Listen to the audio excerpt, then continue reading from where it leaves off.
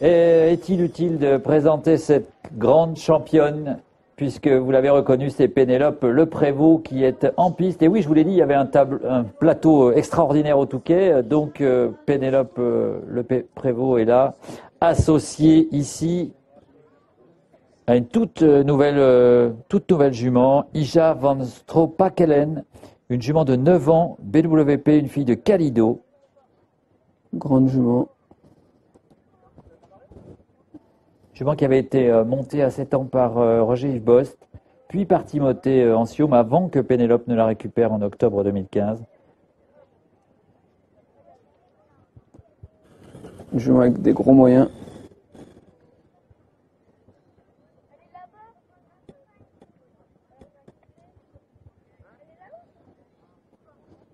Je pense que c'est le premier Grand Prix à ce niveau de la compétition pour cette jument, je pense. Exactement.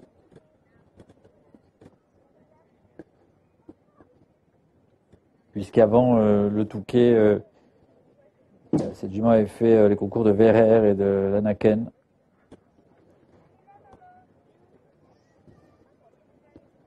On peut voir que la jument a un petit scotch de collet juste au-dessus des deux naseaux. Ça lui permet de pouvoir mieux respirer. Ça optimise à peu près à 20% de mieux la respiration de la jument si on fait bien attention juste au-dessus de son nez.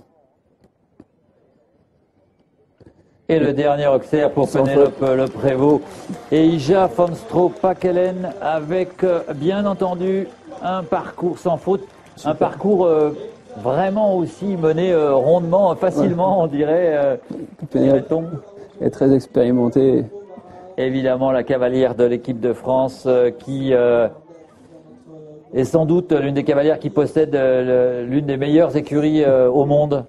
Mais c'est ce que va faire, et c'est certain, Pénélope Le Prévost, bien sûr, qui est la dernière des barragistes à entrer en piste, parce qu'on connaît le caractère combatif et la gagne lorsque Pénélope Le Prévost est en piste. Hein. Julien encore, je crois, non? Et il restera Julien Epaillard, pardon. Tout à fait, il restera Julien. Il reste après Pénélope, il restera Julien, autant pour moi. Et Pénélope qui va donc tenter avec Ija van Stropakelen de battre Nicolas Delmotte. Et elle est partie déjà. Un très bon galop. Sur un bon tempo. Je manque à une grande amplitude, c'est facile pour elle de retirer des foulées sur des grandes galopades comme ça. Voilà, elle tourne très court. Voilà, virage très serré. Elle a toujours des distances qui sortent en avançant, donc de ce coup-là, elle perd pas de temps quand elle tourne court. Et dans les courbes, dans les grandes distances, elle relance. Très très rapide la Pénélope. À voir, on a l'impression qu'elle va moins vite que Nicolas, mais elle a peut-être des virages encore plus serrés. Une grande amplitude. Très serrée, et elle va aller chercher, regardez. Voilà, grande galopade.